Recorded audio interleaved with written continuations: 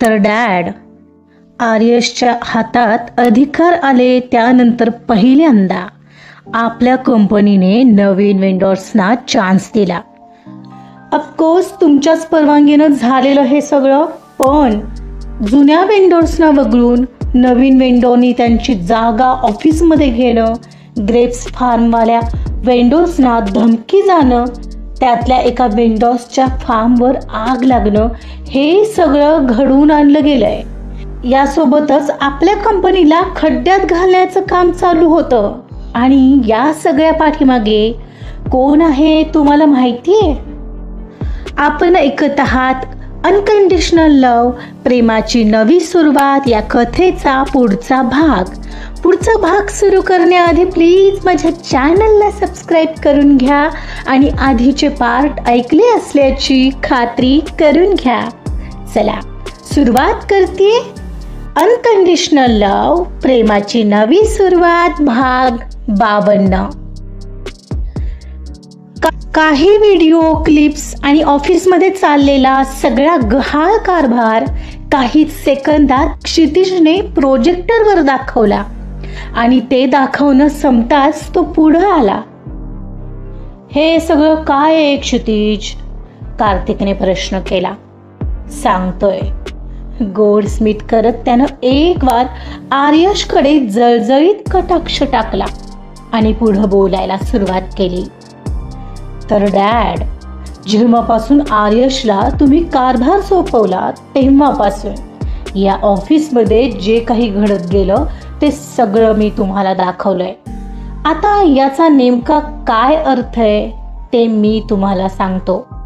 आर्यशच्या हातात अधिकार आले त्यानंतर पहिल्यांदा आपल्या कंपनीने नवीन वेंडर्सना चान्स दिला. ऑफकोर्स तुमच्याच परवानगीनं झालं हे सगळं, पण जुन्या वेंडर्सना वगळून नवीन वेंडर्सनी त्याची जागा ऑफिसमध्ये घेणं, ग्रेप्स फार्मवाल्या व्हेंडर्सना धमकी जाणं, त्यातल्या एका वेंडर्सच्या फार्मवर आग लागणं, हे सगळं घडवून आणलं गेलं होतं. यासोबतच इथं आपल्या कंपनीला खड्ड्यात घालण्याचं काम चालू होतं. आणि या सगळ्या पाठीमागे कोण आहे तुम्हाला माहिती आहे? ज्याला तुम्ही आणि मॉमने आपल्या घरात जागा दिली, ज्याला आपण आपल्याच घरात एक मेंबर मानतो, ज्याला मी माझ्या भावापेक्षा जास्तीचा दर्जा दिला, त्या आर्यशने हे सगळं केलंय. काय? आर्यश? व्हॉट इज दिस? हे क्षितिज बोलतोय ते सगळं खरंय? डॅड, ब्रो, हे सगळं. तो पुढं काही बोलणार तर त्याचा असिस्टंट विकी पुढं आला. अहो क्षितिज सर, तुमचा काहीतरी गैरसमज झाला असेल. मी सांगतो ना सगळं. तू तर ना काहीच बोलू नकोस. आणि आर्यश, आता तूही काहीही बोलायचं नाहीये. आता फक्त मी बोलणार. हो, महत्वाचं तर राहीलच डॅड. आर्यशने आपल्या ऑफिसमध्ये सुद्धा अनेक बदल केलेत.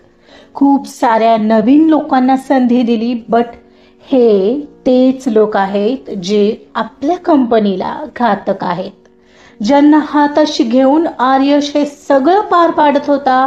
आणि तुमचा माझ्यावर विश्वास बसला नाही म्हणून मी आधीच तुम्हाला सगळं पुराव्यासह दाखवलंय. शिवाय शेवटची एक गोष्ट राहिली, तीही ऐकून घ्या. आर्यश हे सगळं कोणाच्या सांगण्यावरून करत होता हे मी सांगतो. त्याने फक्त हो का नाही ते सांगावं. बोल आर्यश, हे सगळं तू कबीर काकाच्या सांगण्यावरून केलंस? Am I right? हो किंवा नाही एवढंच सांग. Aryash, this is disgusting. Kartik त्याचे दोन्ही हात समोरच्या टेबलवर आपटतच उभा राहिला. तो चिडलेला तशी आर्यशने मान खाली घातली. आर्यश, म्हणजे हे खरं आहे? खरं आहे ना? म्हणजे हे ज्या ताटात आपण खातो त्यामध्येच छेद करावा? Isn't it ridiculous thing? तुझ्या तोंडून ऐकायचंय मला. कार्तिकचा आवाज आता वाढलेला. हो डॅड, पण माझा नाईलाज. तू तुझ्या तोंडून डॅड हा शब्द प्लीज आता काढू नकोस. आणि नाईलाज कसला रे? एवढा काय नाईलाज झाला होता तुला की तुला घरात मिळालेलं प्रेम सुद्धा विसरलास? Dad please, you don't get panic, please calm down. आणि हो, आता ही कंपनी त्याला आत्ताच्या आता सोडून जावं लागेल. गेट लॉस्ट मिस्टर आर्यश, आत्ताच्या आत्ता. ऐकलंस का? बी प्रिपेअर्ड. तेवढ्यातून हातातल्या मोबाईलवर विल्यमला मेसेज सेंड करत तो आर्यशला म्हणाला.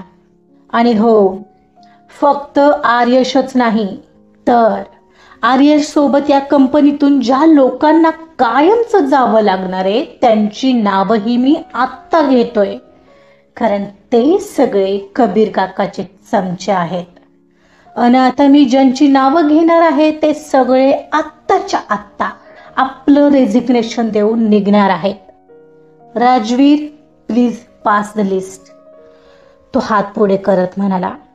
येस सर म्हणत त्यानं इतक्या दिवसांपासून ठेवलेला त्याचा विश्वासू माणूस हातातल्या लिस्ट सोबत पुढे सरसावला आणि ती लिस्ट क्षितिजच्या हातात आली. सर्वांची नावं त्यानं वाचली आणि ते उभे राहिले. माफ करा, आपण निघू शकताय.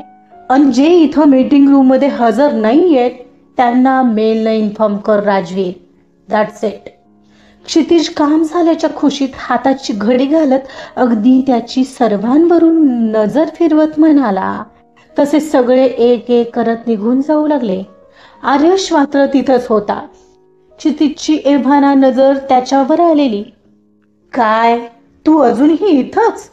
तुला बोललेलं कळत नाही का? ब्रो माझं ऐकून तर घे. डॅड आय एम सॉरी, मी अडकलो होतो, खूप बेकार माझा नाईलाज झाला होता, पण हे सगळं मी मनापासून नाही केलंय. बस आता एकही शब्द ऐकायचा नाहीये मला तुझ्याकडून ही अपेक्षा नव्हती. इतकी वर्ष झाली तुला आम्ही आमच्या घरातल्यासारखं वागवलं, अगदी फॅमिली मेंबर सारखी वागणूक दिली आणि तू सगळा विश्वास तोडलास. निदान जान्हवीचा तरी विचार करायचा होतास एक आई म्हणून.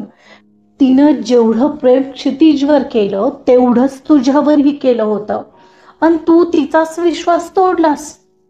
तू जा निघ आता प्लीज. कार्तिक म्हणाला. मी कुठं जाणार डॅड? तू डॅड बोलायचं नाहीस हा मला. आणि हो, कबीर आहे ना, तू आता त्याच्याकडेच जा. माझ्या नजरेपासून आता दूर हो.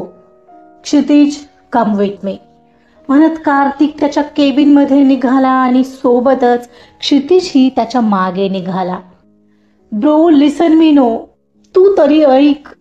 त्यानं शेवटचा क्षितिजला थांबवायचा प्रयत्न केला पण तो काही थांबलाच नाही. क्षितिजलाही तर वाईट वाटत होतं. आपण आर्यश सोबत असं वागतोय याच, पण त्याला सुखरूप यातून बाहेर काढायचं असेल तर हे करणं गरजेचं होतं. हे त्याला चांगलंच माहिती होतं. इकडं डोळ्यात आलेलं पाणी आणि लहानपणापासूनच्या आठवणींमुळे आर्यशला आता प्रचंड गिल्टी वाटत होतं. खूप त्रास होऊ लागलेला त्याला. तसाच तो कंपनीतून बाहेर पडला. कुठं जायचं हेच त्याला माहीत नव्हतं. तो तसाच ऑफिस बाहेर पडण्याच्या तयारीत होता एवढ्यात विकी त्याला अडवत आला. Sir don't worry, Kabir sir नक्कीच आपल्याला आसरा देतील. तुझा माझा काही संबंध नाहीये. तुझा आसरा तुझ्याजवळ ठेव. हे सगळं तुमच्यामुळे झालंय ना. मी तेव्हा तुमच्या सोबत होतो ना मी आता तुमच्या सोबत आहे. गेट लॉस्ट म्हणत त्यानं त्याचा वेग वाढवला आणि तो ऑफिस बाहेर पडला. ऑफिस बाहेर येताच रोडवर नेमकं कोणत्या दिशेला जावं यात संभ्रमात तो होता. घरी तर जाता येणार नव्हतं, कोणत्या तोंडाला तो घरी जाणार होता याच विचारात हरवलेला एवढ्यात समोरून अचानक एक ओमनी आली आणि त्यातून एक तोंड झाकलेला माणूस उतरला. त्यानं आर्यशचं तोंड दाबलं आणि त्याला कारमध्ये ओढून घेतलं आणि कार वेगानं निघून गेली. Kshitij, how do you know that की हे सगळं आपल्या ऑफिसमध्ये होत आहे? मग इतके दिवस तू शांत का राहिला होतास? कार्तिक क्षितिजला प्रश्न करत होता. डॅड, तुम्ही बहुतेक विसरताय. मी तुम्हाला आधीही बोललो होतो की तुम्ही थोडंसं ऑफिसमध्ये लक्ष द्या. तुम्ही सगळी जबाबदारी आर्यशवर टाकली. ऑफिसमध्ये काहीतरी गडबड आहे हे मी तुम्हाला आधी सुद्धा सांगायचा प्रयत्न केलेला, पण तुम्ही तेव्हा ऐकलंच नाहीत आणि म्हणून मला लक्ष द्यावं लागलं. आर्यशवर तर संशय तुम्ही मला कधी घेऊन दिला सुद्धा नसता, म्हणून मी सगळे पुरावे गोळा करायचं ठरवलं. मी काय केलं आणि कसं केलं हे महत्वाचं नाहीये डॅड. महत्वाचं हे आहे की आता आपली कंपनी खऱ्या अर्थानं सेफ झालीये. That's good my boy. It's mean तू आधीच परीक्षेत पास झालायस. ग्रेट. म्हणजे काय म्हणायचंय तुम्हाला? कसली परीक्षा? म्हणजे मी तुला गावी पाठवलं ते तुला सगळ्या गोष्टी कळाव्यात म्हणून. बिझनेस स्टार्ट करण्यापासून तो इस्टॅब्लिश करेपर्यंत काय काय प्रॉब्लेमना फेस करावं लागतं हे मला तुला शिकवायचं होतं. तुला त्यात तरबेज करायचं होतं, पण तू तर आधीच तयार झालायस. तिथं राहूनही तू इथली कंपनी पाहू शकतोस. मीन्स मी जिंकलो. And I appreciate your efforts about our company. You did great job. I am so proud of you. तू दाखवून दिलंस की तू माझा मुलगा आहेस. पण हा आर्यश असं असेल असं वाटलं नव्हतं. हेच ना डॅड, मी सांगतोय म्हणून आर्यश बद्दल तुम्हालाही लगेच शंका वाटली ना. बट यामध्ये फक्त माझं एकट्याचं क्रेडिट नाहीये डॅड. हे सगळं आपल्या ऑफिसमध्ये घडतंय याचा सुगावा मला आधीच लागलेला. हो, फक्त तेव्हा मला माहिती नव्हतं की आर्यश हे सगळं कोणाच्या तरी सांगण्यावरून करतोय आणि त्यासाठीच मी थांबलेलो. पण हे सगळं कबीर करतोय ही गोष्ट अप्रत्यक्षरित्या मला आर्यशनेच सांगितली होती. काय? मग तरीही तू त्याला असं का बोललास? त्याला हकललंस का? अरे, आधीच का नाही क्लिअर केलंस? हे मीही त्याला कसंही बोललो. तुम्ही असेच आहात ना डॅड. मलाही तर असंच बोलत असता. आता एक गोष्ट मी तुमच्या मनासारखी केली म्हणून घेतलीच माझी बाजू. आणि डॅड, विसरलात का की कबीरचे चमचे मगाशी समोरच तर होते.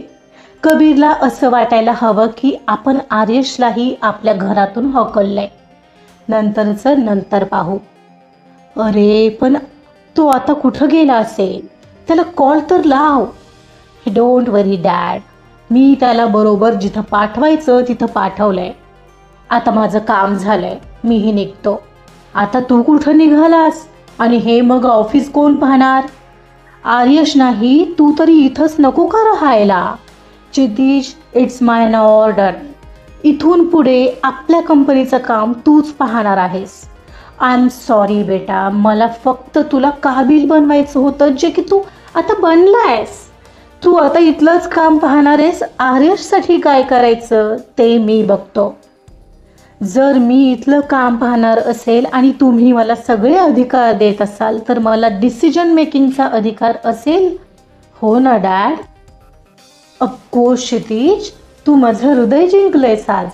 इथून पुढे मी तुला कुठल्याही गोष्टी विचारणार नाही. Thank you dad. पण इथून पुढे काही दिवस आर्यश मी जो प्लॅन पाहत होतो तो पाहिल. ठीक आहे ना? No problem. तुला हवा तो निर्णय घे. मी इथून पुढे तुझ्या निर्णयात मध्यस्थी करणार नाही. I promise you. बस आता एकदा जाऊन त्याला भेटायचंय आणि या सगळ्या गोष्टी क्लिअर सुद्धा करायच्या. मी त्याला त्याच गावी पाठवलंय डॅड. आणि ही गोष्ट फक्त तुमच्यात आणि माझ्यात राहील. काही दिवस कबीरला असंच अंधारात राहू दे. त्याला कळू दे तो त्याच्या प्लॅनमध्ये स्वतःच कसा बेकार आपटलाय. ओके, बट आता तू कुठंही जाणार नाहीयेस. त्याच्याशी फोनवर बोलून घे. उद्याही काही मीटिंग्स आहेत, त्यात हे लोक काढले गेले, त्यांच्या जागेवर लोक घ्यायला नको का? मग भेट हवं तर त्याला आणि समजाव. एवढं ऐकणार आहेस माझं? चल मी आता निघतोय घरी. डॅड, मी राजवीरला ऑलरेडी सगळं सांगितलंय, तो करेल ना. मी जस्ट आज माघारी जाऊन लगेच उद्या येईन. प्लीज डॅड, तिथं एक काम बाकी आहे माझं. क्षितिज प्लीज एवढं ऐक बेटा, ते काम आता तू आर्यशला सोपव. ओके, इथं गरज आहे तुझी. क्षितिजच्या पाठीवर थोपटून कार्तिक निघून गेला. ते काम आर्यश नाही करू शकत, मलाच करावं लागेल डॅड. माझी अवनी तिथं आहे. आणि क्षितिज मात्र आता आणखीन टेन्शनमध्ये आला.